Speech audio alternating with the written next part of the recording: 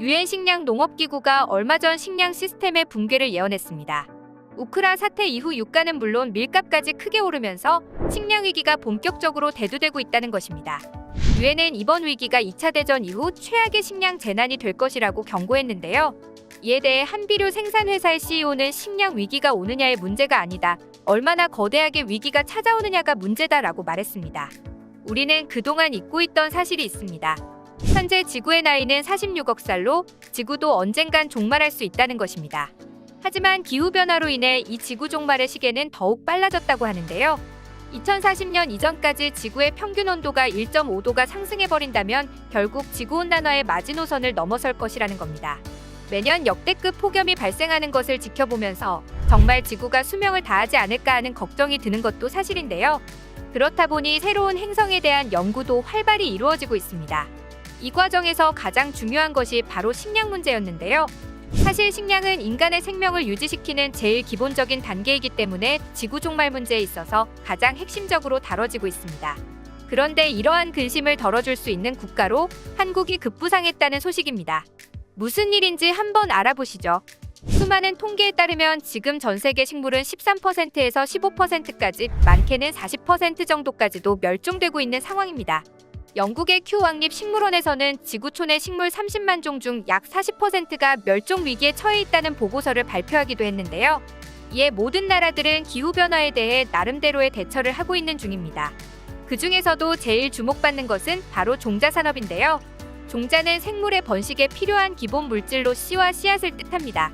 예로부터 농부는 굶어 죽어도 종자를 베고 죽는다는 말이 있는 것처럼 종자는 인간의 생명 유지에 필수적인 존재입니다. 평소 섭취하는 쌀이나 보리, 각종 나물과 과일 모두 씨앗으로부터 시작된 것이니 씨앗이 중요한 이유에 대해서는 굳이 설명하지 않아도 잘 아실 것 같은데요. 현대의 종자는 품종을 개발해 다양한 먹거리를 만들고 유전자를 분석해 약으로도 개발할 수 있을 정도로 발전해왔습니다. 예전이라면 식물의 맛이나 효능을 직접 먹어보고 판단해야 했지만 지금은 성분 하나하나를 분석해 유전자를 조작할 수도 있고 먹으면 독이 되던 식물을 항암제나 진통제 등의 약으로 활용하기도 합니다. 이처럼 인류의 삶을 윤택하게 만들고 새로운 행성에 가더라도 그곳에서 식량의 뿌리가 될 종자이기에 많은 나라들이 최후의 순간까지도 지키려고 하는 것입니다. 그렇기에 요즘은 씨앗 확보가 곧 나라의 경쟁력으로 불리는 시대인데요. 문제는 자연환경 파괴와 지구온난화 때문에 이미 많은 동식물이 멸종했고 지금도 해마다 수많은 생물종이 지구에서 사라지면서 종자의 보존까지 위협받고 있습니다. 그래서 종자의 중요성을 인식한 많은 나라들은 앞다투어 하나라도 더 많은 종자를 보존하기 위해 노력하고 있는데요. 그렇다면 이 종자는 어떻게 보존해야 하는 것일까요? 보통 씨앗은 땅에 심기 전에는 오랜 시간이 지나더라도 씨앗의 형태를 유지하는 특징이 있습니다. 그렇기에 어떤 씨앗은 수십 년 동안 유리병에 보관했는데도 불구하고 땅에 심었더니 싹을 틔우는 경우도 있었는데요. 그렇다고 해서 모든 종자들을 이런 방식으로 저장해도 된다는 얘기는 아닙니다. 이 종자들이 오랜 시간 생명력을 유지하기 위해서는 적절한 온도와 습도가 필요한데요.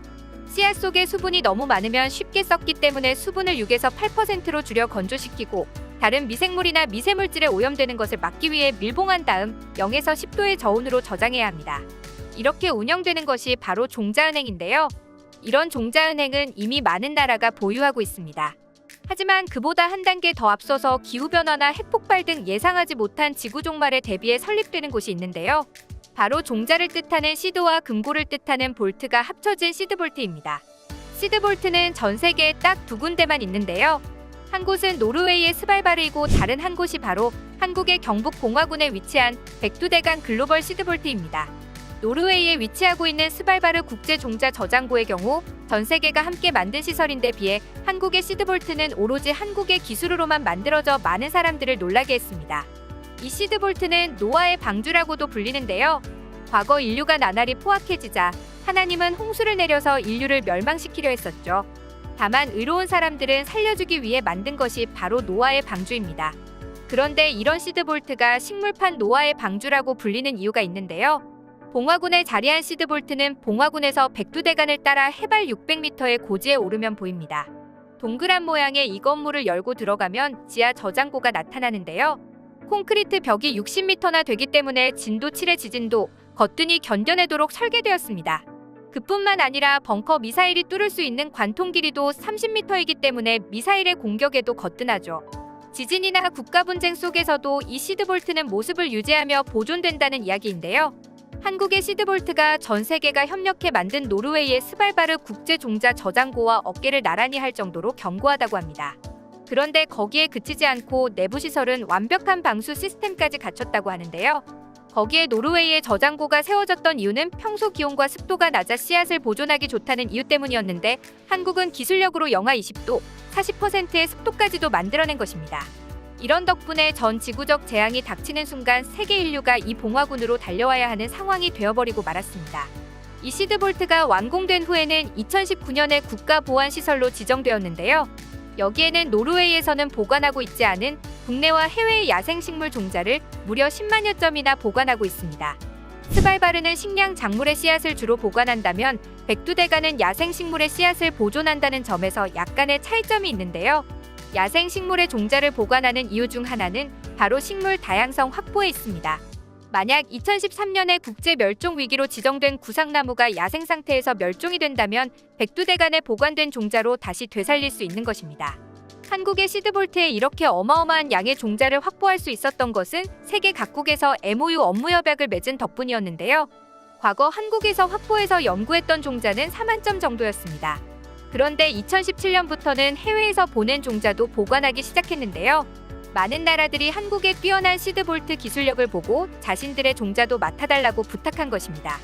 게다가 무려 3천여 개의 식물원이 가입한 국제기구인 세계식물원 보전연맹을 포함한 여러 식물 보호 기구들이 모여 식물 보전 전략을 논의하는 심포지엄이 이 한국의 시드볼트에서 열리기도 할 정도였습니다. 글로벌 수출 6위, 수입 9위의 무역 강국뿐 아니라 전 세계를 덮친 팬데믹 속에서도 선진국보다 빠르고 강력한 회복세를 보이며 세계의 모범 국가로 거듭난 대한민국답게 식량 문제에 있어서도 철저한 대비를 보여주는 모습에 전 세계의 네티즌들도 감탄을 금치 못하고 있다고 합니다. 과거 1997년에는 대한민국의 IMF라는 국가적 위기에 처해 있을 때는 자금 마련을 위해 우리나라에 있던 종자 대부분을 팔아넘긴 적도 있었습니다. 그 당시에는 종자의 중요성을 잘 몰랐기 때문인데요. 그 결과 대한민국이 원산지였던 많은 식물들도 해외 국가의 종자 로열티를 지급해야 했었습니다. 바로 그리에시가 한국의 구상나무인데요. 트리로 인기가 가장 많은 구상나무는 크리스마스 시기가 되면 전 세계로 널리 퍼져나갑니다. 많은 사람들이 이 트리가 미국의 것이라고 생각하는데 사실 이 나무는 지리산에서만 자생하던 토종나무였습니다. 그러다가 선교를 위해 한국을 찾았던 유럽 신부들이 종자를 가져가면서 크리스마스 트리로 개량시킨 것인데요. 그 결과 이 구상나무에 대한 수익은 엄청나지만 한국은 한 푼도 받지를 못한 상황인 것이죠. 그뿐만 아니라 감귤, 딸기와 같은 작물들도 일본과 종자 분쟁을 겪어야 하기도 했었습니다. 하지만 지금은 우리 대한민국의 수많은 인재들이 끊임없이 연구개발에 매진한 결과 신품종을 만들어내며 과거 로열티를 지급하던 나라에서 이제는 로열티를 받는 나라로 둔갑했는데요. 그뿐만 아니라 한국의 기술력으로 만든 시드볼트 덕분에 앞으로도 종자 전쟁에 있어서 우위를 점할 것이라는 예상입니다. 아직까진 한국에선 활발한 연구가 이루어지지는 않았다고 하는데 앞으로 한국이 종자에 더욱 관심을 둔다면 얼마나 더 발전할지 궁금해집니다.